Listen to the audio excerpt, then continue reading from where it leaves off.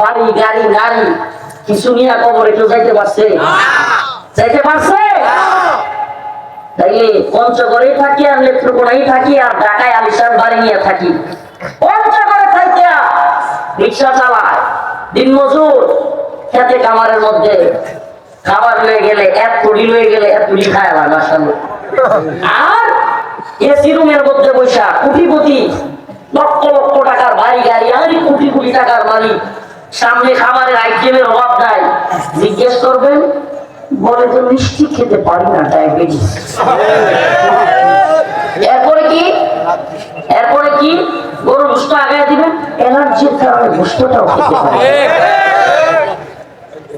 সমস্যার অভাব নেই।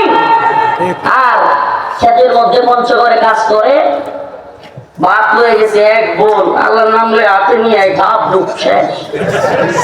ঠিক ঠিক না? ঘুমাইতে কইবেন, এর তো ঘুমাইতে পাওয়ার দরকার নাই। রিক্সা চালাইতে চালাইতে হঠাৎ করে মনে হয়েছে গরমের মধ্যেই গাছের তলে রিক্সা তুই আয়। সুবহানাল্লাহ, আছে না নাই? আর কোটি কোটি টাকার মালিক, ঢাকা শহরে বাড়ি গাড়ির অভাব নাই, বিশাল আলিশান বাড়ির ভিতরে সাজানো গুছানো বাড়ি, ভিতরে টাইলস আরো কত কিছু দিয়া এসি সব কিছু লাগায়, সুপার সেট, বিছানা, লক্ষ টাকার খাট, এত সুন্দর খাট, এসি রুম, কিন্তু ঘুম নাই। আরে রাত্র 1টা বাজে 2টা বাজে এসি একবার 24 করে, একবার 23 করে, একবার উপরে নেয়, একবার নিচে নামায়, একটা ঘুমের ট্যাবলেট খাইছে, তাও ঘুম নেই। লক্ষ টাকা দিয়ে খাট কিনতে পারবা, ঘুম কিনতে পারবা না। কোটি টাকা দিয়ে চিকিৎসক বাড়িতে কিনে রাখতে পারবা, কিন্তু সুস্থতা কিনতে পারবা না। এই নিয়ামতগুলোর মালিক কে? আর গ্রামেগঞ্জে যে লেনে ঘুমায় পড়ে মানুষ। সুবহানাল্লাহ, কি নিয়ামত আল্লাহ দিয়েছে, কি নিয়ামত আল্লাহ দিয়েছে। অতএব কে গরিব কে ধনী এগুলো জানার বিষয় নয়, আল্লাহর কাছে এগুলো কোনো মূল্য নাই। ওমা হাযিহিল হায়াতুদ দুনিয়া ইল্লা লাহবুন ওয়া লাইব ওয়া ইন্নাদ দারাল আখিরাতা লাহিয়াল হায়াওয়ান। আল্লাহ রাব্বুল আলামিন বলেন, এই দুনিয়া হলো খেলতামাশা। কি খেলতামাশা? আচ্ছা আমার বলেন, যারা একটু আফসোসের মধ্যে থাকেন, গরিব মানুষ, টাকা পয়সা কম, এটা আফসোস করেন, মনে কষ্ট নেই। হুজুর বয়ানের সময় তো সবাই বলে, কিন্তু জানি টাকা পয়সা না থাকলে কত যে কষ্ট। এই কথাটা অনেকেই বলবেন, আমি জানি, কিন্তু বাস্তবতা বলি ভাই, আল্লাহকে সাক্ষী রেখে বলি, এই যে অভাব অনটনের মধ্যে আছেন না, এই অভাব অনটনের মধ্যে থাইকাও অন্তরে যে শান্তি আছে না, অনেক কোটিপতির অন্তরে নেই। বিশ্বাস করবেন কিনা, অনেক কোটিপতির অন্তরে এই প্রশান্তি নাই। আমি তো কারাগারে থাইকা একটা জিনিস ফিল করছি। আমার এক হুজুর একবার বলতেছে, ফরিদপুরে বাড়ি সম্ভবত, বলতেছে কন্ট্রোল, বিশাল ক্ষমতার মালিক একজন মানুষ, যার একটাই মেয়ে একটাই ছেলে। কয়টা মেয়ে? একটা মেয়ে একটা ছেলে। সুখী পরিবার হওয়ার কথা না? বিশাল ধনী, বিশাল ক্ষমতার মালিক, টাকা পয়সা যশ খ্যাতি কিচ্ছুর অভাব নেই, একটা ছেলে একটা মেয়ে। কিন্তু ঘটনাক্রমে ছেলেটাকে বিয়ে করাইছে, ছেলের বউ চলে গেছে, মেয়েটারে বিয়ে দিছে, মেয়ের জামাই চলে গেছে। বলেন তো, সবচাইতে ক্ষমতাসীন হইয়াও ওই ব্যক্তি কি অনেক বেশি খুশিতে আছে না কষ্টে আছে? জানেন ওই ব্যক্তিটার নাম কি? শেখ হাসিনা।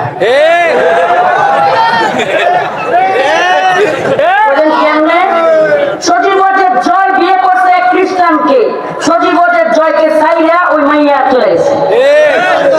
এদিকে মাইয়া বিয়ে করছে, জামাই হইলো এক রাজাকারের পুলা, ওই জামাইও মাইয়ার ছেড়ে গেছে। এখন মাইয়ার যে নাতি, মাইয়ার ঘরের, ওরা কান্না করে আব্বার আয়না দাও, ছেলের যে নাতি ওইগুলো কান্না করে আম্মার আয়না দাও। এত ক্ষমতা থাকা সত্ত্বেও পুনরায় আনতে পারে না। এর চাইতে পৃথিবীতে অশান্তির আর কিছু আছে? কথা সত্য না মিথ্যা? ভাইরা আমার, কথাগুলো মনোযোগ দিয়ে শুনবেন।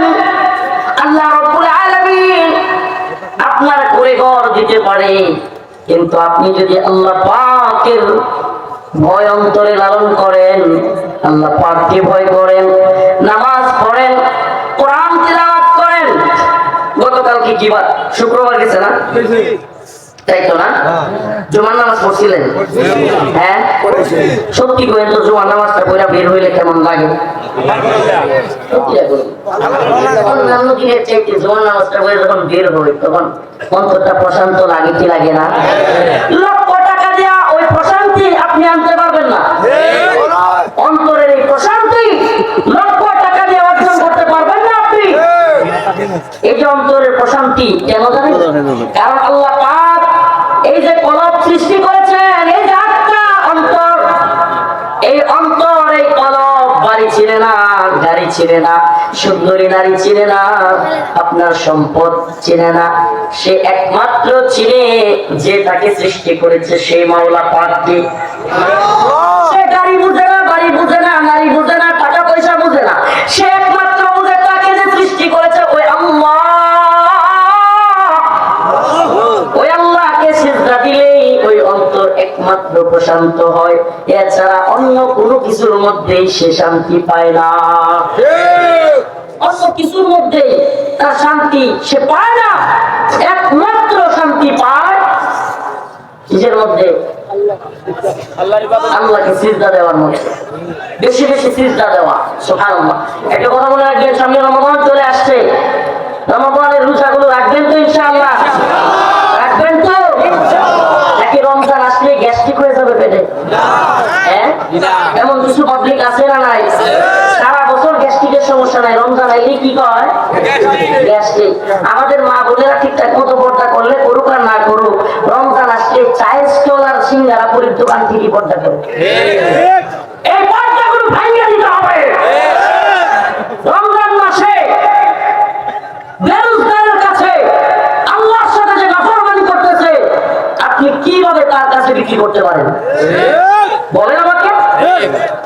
আপনি রমজান মাসে তাকে যে চা খাওয়াচ্ছেন, আপনার টাকা দিয়ে চিনি কিনলেন, হালাল টাকা দিয়ে চিনি কিনলেন, চা পাতা কিনলেন, আপনার টাকা দিয়ে সিঙ্গারা পুরি বানাইলেন, হালাল ইনকাম দিয়ে সবকিছু করলেন, অথচ রমজান মাসে বেরোজগারকে খাওয়ানোর কারণে ওই হালাল টাকা দিয়ে সব খরচ কইরা হারাম ব্যবসা করলো। ওই ব্যবসা কি হবে? হারাম। তাহলে ব্যবসায়ী যারা আছেন, রমজান মাসে চা স্টল খোলা রেখে চা বিক্রি করবেন? হ্যাঁ, কথাটা জানি।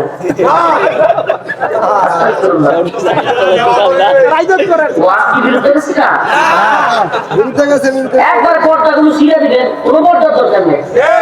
এদের বউরে পর্দা করতে পারে না, আর বাজারে গিয়ে দোকানের মধ্যে পর্দা লাগাইছে। পর্দাগুলো ভেঙে দিতে হবে, ঠিক আছে ইনশাআল্লাহ? একটা কথা কই আমরা করে, পঞ্চগড়ের মুসলমানরা একটু সজাগ মুসলমান হতে হবে, একটু একেবারে খাঁটি মুসলমান হতে হবে। কেন জানেন? না হলে যেই পরিমাণে ফিতনা পঞ্চগড়ে আপনারা মোকাবেলা করতে পারবেন না। পঞ্চগড়ে যারা মুসলমান, আমি সবাইকে বলে যাই, আজকের এই জনস্রোত আপনাদেরকে আমি বিনীত অনুরোধ করে বলে যাই, আপনারা এমন সচ্চা মুসলমান হবেন, আল্লাহ পাককে এমন ভাবে স্মরণ করবেন এবং সবকিছুতে এমন ভাবে সুন্নাহকে ফলো করবেন যেন আপনাদের ঈমানের কারণে এই অঞ্চলে কাদিয়ানি ফিতনা কিংবা হিজবুত তাওহীদের ফিতনা কিংবা বিভিন্ন ধরনের যত বাতিল ফিরকা আছে সব যেন ধ্বংস হয়ে যায়। এজন্য অন্তত যারা হক আছেন তাদেরকে অবশ্যই অবশ্যই সঠিক এবং সুন্নাহ অনুযায়ী সত্য অবস্থানে থাকতে হবে। আপনারা যদি নমনীয় হয়ে যান, আপনাদের মধ্যে যদি ভুলে ভর্তি থাকে, তাইলে অন্যকে আপনি সংশোধন করতে পারবেন। কথাটা বুঝাইতে পারছি? আপনাদের কাছে আকুল আবেদন। আরেকটা কথা বলি, আপনারা আমাদেরকে মাহফিলে দাওয়াত দিয়ে পান না, কিন্তু ইনশাআল্লাহ ইনশাআল্লাহ আমি নিয়ত করেছি আপনাদের এই উত্তরবঙ্গে, বিশেষ করে পঞ্চগড়ের এই অঞ্চলগুলোতে ওয়াজের সিজন শেষ হওয়ার পরে, রমজানের ঈদের পরে সপ্তাহব্যাপী আমি ইনশাআল্লাহ সময় লাগাবো। কেন জানেন? দাওয়াতি কাজ করবো এবং উলামায়ে কেরামকে ঢাকা থেকে নিয়ে আমরা একটা কাফেলা আসার চিন্তা আছে আমার। এবং আয়েশা এই অঞ্চলে যত কাদিয়ানি ফিতনা আছে বা খ্রিস্টান মিশনারি তৎপরতা আছে, এনজিও তৎপরতা, ইসাই মুসলমান নাম দিয়া মুসলমানদেরকে খ্রিস্টান বানানোর পরিকল্পনা, আমরা সব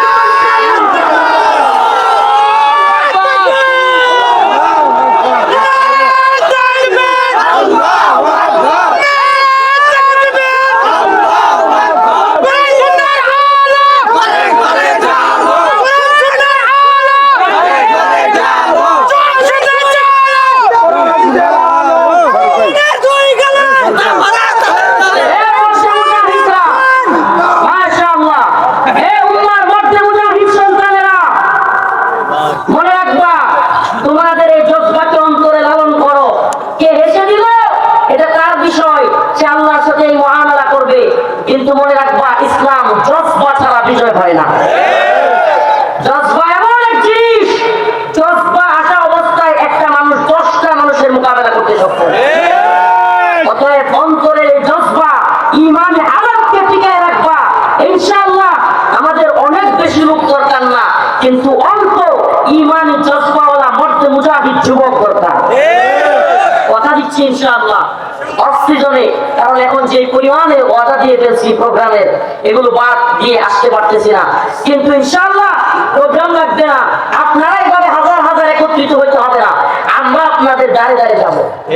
যত প্রশ্ন আছে ওদের কাদিয়ানীদের, খ্রিস্টান মিশনারির, হিজবুত তাওহীদের, যত বাতিল ফিরকা যত ধরনের প্রশ্ন করে আপনাদেরকে আটকাইতে চায়, বিভ্রান্ত করতে চায়, সবগুলো জমা করবেন।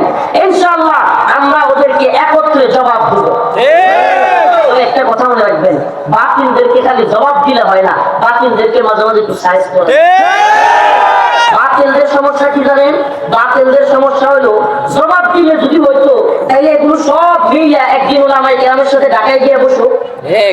তারা যদি হক হয়ে থাকে সবগুলো মিলা কোরআন সুন্নাহ অনুযায়ী ঢাকায় গিয়ে বসবে না। কারণ কি?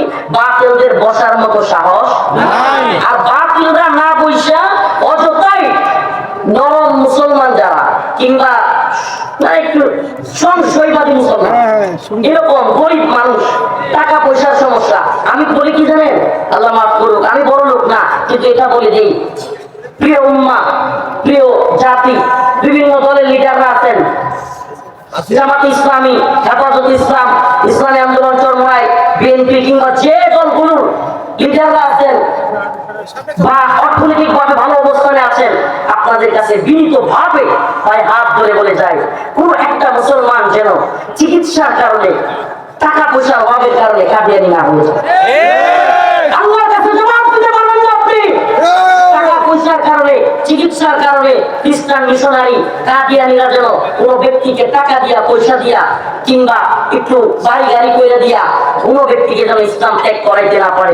আমরা তো বলি তরুণ ওলামায়ে কেরামকে বলবো, আপনারা আমাদের সাথে যোগাযোগ রাখবেন, অর্থনৈতিক ভাবে যদি কাউকে সহযোগিতা করা লাগে ইনশাআল্লাহ আমরা কাফেলা করবো আল্লাহর রহমত করলে। কিন্তু এই পঞ্চগড় থেকে আমরা সমস্ত বাতিল ফিরকাকে বিতাড়িত করবো ইনশাআল্লাহ। রাজি আছেন তো ইনশাআল্লাহ? আপনাদের সহযোগিতা আমাদের একান্ত প্রয়োজন। কেন?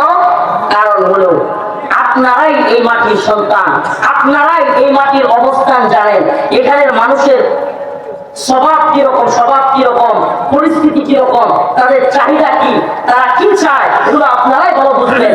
এজন্য আপনাদের হেল্প লাগবে ইনশাআল্লাহ, সুম্মা ইনশাআল্লাহ। আমরা তো বলি আপনারা একটা অন্তরে এই অবস্থাটা লালন করেন যে আমরাই পারবো না, এই কথা বিশ্বাস করবেন না, আমরাই পারবো পঞ্চগড় থেকে সমস্ত বাতিল ফিরকাকে উৎখাত করতে। বিশ্বাসটা অনেক বড় জিনিস। আগে নিজেদের বিশ্বাস করতে হবে যে যদি হাজার হাজার জনতা হক্কানি ওলামায়ে কেরামদের প্রোগ্রামে আসতে পারে, তার মানে আহলে হকের শক্তি পঞ্চগড়ে আছে। আছে না নাই? অতএব আল্লাহর নাফরমানি করা যাবে না। আল্লাহ বলেছেন, ফালাম্মা নাজ্জাহুম ইলাল বাররি ইযা হুম ইউশরিকুন। সমুদ্রের মধ্যে যখন উত্তাল ঢেউ শুরু হয়ে যায়, অনেক মানুষ আল্লাহ আল্লাহ করে, তাআল্লাহ মুখলিসিনা লাহুদ্দিন, একনিষ্ঠতার সাথে আল্লাহকে ডাকে। যে কথাটা বলতে গিয়া পঞ্চগড়ের দিকে গেছিলাম, গরিব মানুষ, বাড়িঘর টিনের আছে না নাই? ওই টিনের ঘরের মধ্যে যখন ঝড় তুফান আসে, আমাদের এলাকায় টিনের ঘর ছিল, আমার ঘরে কিছুদিন আগেও টিনের ছিল। এইবার প্রোগ্রামের আগে ওলামায়ে কেরাম বসবে কোথায়, এজন্য একটা ঘর করেছি, তাও কি অত্যন্ত কোনো আনা, একটা ঘর ইটের করেছি। কিন্তু প্রিয় ভাইরা আমার, ওই টিনের ঘরের মধ্যে যখন ঝড় তুফান আসে না, বিরাট ধাক্কা দেয়। আপনাদের আগে টিনের ঘর আছে, ঝড় তুফানে ধাক্কা দিয়ে ঠাসঠুস শব্দ হয়, শিলা পড়তে থাকে, ভয়াবহ পরিস্থিতি তৈরি হয়। কিছু মানুষ দেখবেন যারা একটু ভয় পায়, দরজায় চিপাই দিয়ে লা ইলাহা ইল্লাল্লাহ সুবহানাল্লাহ, লা ইলাহা ইল্লাল্লাহ সুবহানাল্লাহ, কি করে না? ওরা কি করে না? আবার কিছু আছে বেশি ভয় পাইলে আজান দে বলে, কি বলে না? সেই লোকগুলো একটু আগে ভয়ে লা ইলাহা ইল্লাল্লাহ সুবহানাকা ইন্নী কুনতু মিনাজ জালিমিন করছিল, এই লোকগুলো তুফান থাইমা যাওয়ার সাথে সাথে, বৃষ্টি থাইমা যাওয়ার সাথে সাথে, শিলা পড়া থাইমা যাওয়ার সাথে সাথে একটা সিগারেট সত্যি বললাম কিনা আমি জানি না, শুনে বলতেছি। আচ্ছা কোন তো দেখি, একটু আগে যে আল্লাহ আল্লাহ করলেন আপনি, আল্লাহকে ছাড়া কাউকে বুঝেন না, সব কিছু ভুলে গেছেন, তুফানের জোয়ারের ভয়ে আল্লাহ আল্লাহ করলেন। আল্লাহ নিজে বলতেছে দাউল্লাহ মুখলিসিন লাহুদ্দিন, তারা তখন ভয়ে একেবারে মুখলেস বন্ধা হয়ে যায়। কিন্তু ফালাম্মা নাজ্জাহুম ইলাল বার, যখন আমি বিপদ থেকে উদ্ধার করি, ইলাহুম ইউশরিকুন, আবার নাফরমান হয়ে যায়। আল্লাহর সাথে নাফরমানি করা যাবে? 16-17-18 জুলাই 2024 উত্তপ্ত পরিস্থিতি বাংলাদেশে, হাসিনার জুলুম সর্বোচ্চ পর্যায়ে চলে গেছে। বাংলাদেশের মানুষ এক জেলার খবর আরেক জেলায় পাচ্ছে না, ইন্টারনেট বন্ধ, সিম কানেকশন বন্ধ, সব জায়গার সিম কানেকশন অফ, ওয়াইফাই বন্ধ, টিভি চ্যানেলে পূর্বের খবর দেখাচ্ছে, নতুন কোনো খবর নাই। 16-17-18 জুলাই ভয়াবহ পরিস্থিতি, সমস্ত দল, সমস্ত ছাত্র জনতা বিভিন্ন ভাবে বলতেছে ওলামায়ে কেরাম কেন নামে না, ওলামায়ে কেরামকে ডাকতেছে ছাত্র জনতা, রাজনৈতিক দলের লিডাররা সবাই, যে আলেমরা কেন নামে না, হুজুররাও যদি নামতো। ও প্রিয় ভাইরা আমার, প্রিয় মুসলিমরা, আখিরি মেসেজ, আমরা কত বড় নেব খারাম জাতি।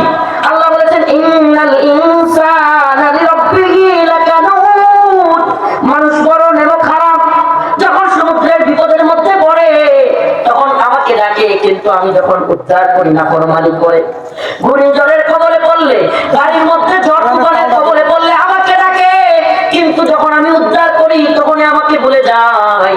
16-17-18 জুলাই সারা দেশের উত্তপ্ত পরিস্থিতি, হাসিনা যেখানে যাকে পাচ্ছে খুন করতেছে, হেলিকপ্টার থেকে গুলি করতেছে, যাকে তাকে ঘুম করে দিচ্ছে।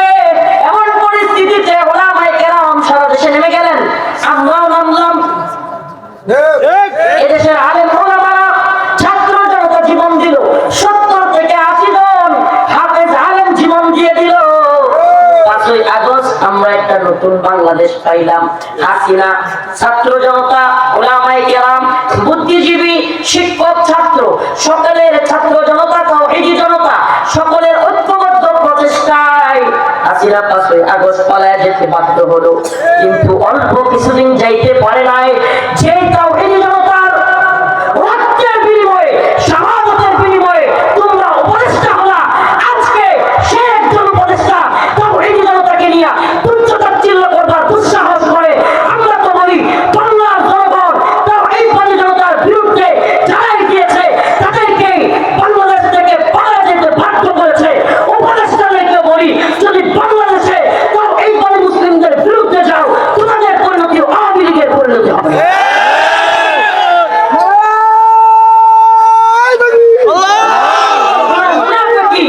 কোনো মুনাফিকি চলতে পারে না, কোনো গাদ্দারি চলতে পারে না। আমাদেরকে বলেন, এদেশে হাসিনা আমলে সবচেয়ে বেশি জুলুমের শিকার আলেম ওলামারা হয় না? মামুনুল হক, এটা কি কোনো বানোয়াট কথা? শুধু এক মামুনুল হক সাহেব কেন, শত শত আলেম নির্যাতনের শিকার হয় নাই? শেখুল হাদিসের সন্তান আল্লামা মামুনুল হক লাঞ্ছিত হয়েছেন, কত আলেমরা লাঞ্ছিত হয়েছেন। এমনকি দেশবরণ্য আলেম আল্লামা সাইদি রাহিমাহুল্লাহকে কারাগার থেকে আমরা যতটুকু জানি হত্যা করে ঢাকায় জানাজা পর্যন্ত করতে দেয়। এদেশের শত শত আলেমদেরকে রিমান্ডের নামে নির্যাতন করে নাই? আমাদেরকে কি পরিমাণ নির্যাতন করা হয়েছে। আর এই নিকৃষ্ট লোকেরা এখন সেই ভয়াবহ গুম খুন নিয়ে, আইনাগর নিয়ে পর্যন্ত তুচ্ছ-তাচ্ছিল্য করে। এই গুজব লীগ, আমি এদের নাম দিয়েছি গুজব লীগ। এদেরকে আওয়ামী লীগ ডাকবেন না, এরা হলো আওয়ামী গুজব লীগ। এই গুজব লীগ এখনো পর্যন্ত এদেশের আলেম ওলামাদেরকে এত কষ্ট দেওয়ার পরেও তাদেরকে নিয়ে তুচ্ছ-তাচ্ছিল্য করে, মজা করে। আওয়ামী গুজব লীগ বাংলাদেশের উন্নতি এতটুকু করেছে যে ভারতের কাছে বাংলাদেশকে বিক্রি করে দিয়া বাংলাদেশকে গোলামির জিঞ্জিরে, গোলামির শিকড় বাংলাদেশকে পড়াইছিল। এই পঞ্চগড়ের মুসলমান, এই রংপুরের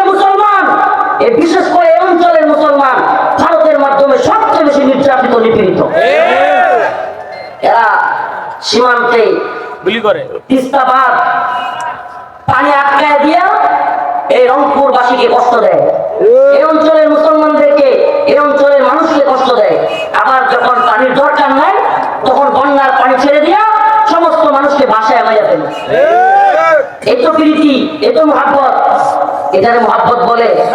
প্রিয় ভাইরা আমার, বন্ধুগণ আমার, এজন্য বলতেছি হিন্দুত্ববাদী ভারতের বিরুদ্ধে আমাদেরকে ঐক্যবদ্ধ হতে হবে, সমস্ত ভারতের শক্তির বিরুদ্ধে ঐক্যবদ্ধ হতে হবে। আমরা আল্লাহর সাথে নাফরমানি করব, বলেন নাফরমানি করব। আমরা এক আল্লাহর গোলামি করি, ভারতের গোলামি করি না। ভারত আমাদেরকে হুমকি ধমকি দিলে ভয় পান? বলেন ভয় পান? আপনাদের এলাকার সন্তান, পঞ্চগড়ের সন্তান সার্জিস আলম, মাশাআল্লাহ, এই তরুণ প্রজন্ম যারা কিনা এই স্বৈরাচারের বিরুদ্ধে, জালেমের বিরুদ্ধে রুখে দাঁড়িয়েছে, আমরা সেই সমস্ত তরুণদেরকে বলবো যে নতুন করে বাংলাদেশে কেউ যেন হাসিনার মতো জালেমে পরিণত হতে না পারে।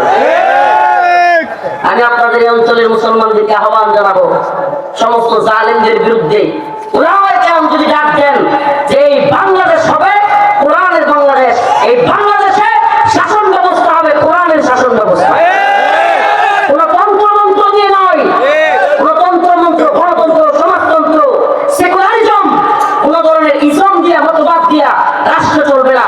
বাংলাদেশ মুসলমানদের দেশ, এ দেশ চলবে একমাত্র ইসলাম, কোরআন, সুন্নাহ দিয়া, ইসলামী শরিয়া দিয়া। রাজি আছেন তো ইনশাআল্লাহ? রাজি আছেন তো ইনশাআল্লাহ? আপনাদেরকে আখির পয়গাম দিয়ে যায়, আখির পয়গাম দিয়ে যায়, নামাজ ছাড়বেন না। আবার বলি, আপনাদেরকে অবশ্যই একেবারে আমলি মানুষ হইতে হবে। আমল, সুবহানাল্লাহ, আমল ঈমানকে শক্তিশালী করে। আমল কি করে? ইসলামকে শক্তিশালী। ফজরের নামাজ এমন একটা নামাজ, সুবহানাল্লাহ, ফজরের নামাজ হলো রাত থেকে দিনকে আলাদা করে। ফজরের নামাজ কি করে? রাত থেকে দিনকে আলাদা করে। তেমনি ভাবে মুমিন থেকে মুনাফিককেও আলাদা করে। কোন এক সালাফ বলেছিলেন যে আল্লাহ ফজরকে এমন সময় দিয়েছে যে মুনাফিক চাইলেও ফজর করতে পারবে না। মুনাফিকের জন্য সম্ভব না, আর মুমিনের জন্য কষ্ট হবে কিন্তু অসম্ভব না। সুবহানাল্লাহ। ফজরের সালাত, ফজরের নামাজ আদায় করবেন তো ইনশাআল্লাহ? তাহলে বাকি চার ওয়াক্ত বিচারের দিকে বলতেছি না, ফজরকে যে কন্টিনিউ করবে আজকে আপনার বাকি চার ওয়াক্ত হয়ে যাবে ইনশাআল্লাহ। ফজরের নামাজ আদায় করা সবচাইতে কঠিন নামাজগুলোর মধ্যে, সবচাইতে কঠিন এবং মর্যাদাবান সবচাইতে নামাজ হলো ফজর। ইনশাআল্লাহ আমরা আজকে থেকে নিয়ত করি আর নামাজ ছাড়বো, রমাদানের রোজা ছাড়বো, আল্লাহর সাথে নাফরমানি করব। আল্লাহ পাক আমাদের সবাইকে দ্বীনের উপর অটল অবিচল রাখুক, বলেন আমিন। আর জোরে বলেন আমিন। ওয়া আখিরু দাওয়ানা আলহামদুলিল্লাহি রাব্বিল আলামিন। আসসালামু আলাইকুম ওয়া রাহমাতুল্লাহি ওয়া বারাকাতুহু। খাস করে দোয়া চাই